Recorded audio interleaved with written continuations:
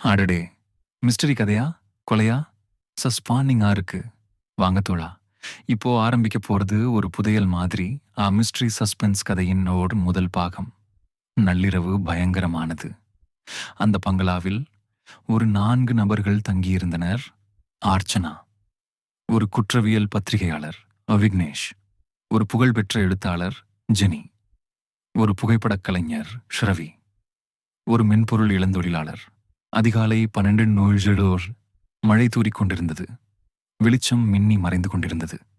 திடீரென ஒரு ஒன்கத்தும் சத்தம். ஜெனி தன் அறையில் பலத்த கத்தலோடு மயங்கிவிட்டாள். பிறரை எழுப்ப ஒரு பெரிய தொலைவிலிருந்து மணி ஒலித்தது. அனைவரும் ஓடி வந்தனர். ஆனால் ஜெனியின் அறையின் கதவு பூட்டப்பட்டிருந்தது. விக்னேஷ் கதவை உடைத்து உள்ளே பாய்ந்தார். அங்கே ஜெனி தரையில் இரத்தத்தில் விழுந்திருந்தார். அவளது கையில் ஒரு பழைய காகிதம். அந்த 4 பேரில் ஒருவரா, அல்லது அந்த பங்களாவே ஒரு நிஜ சாட்சியா? ஜெனி என்ன கண்டுபிடிச்சா? அவளால் ஏன் இந்த மரணம் வந்தது? ஐனஸ்ஹர்ட் தொடரும். பாகம் 2. காகிதம் பேசும் உண்மை. இந்த மர்மம் இன்னும் பயமுறுத்துதே இல்ல?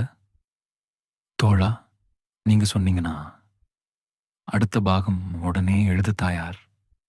சொல்லுங்க, கிளம்பலாமா அந்த இரவு மழை சத்தத்துக்குள்ளே?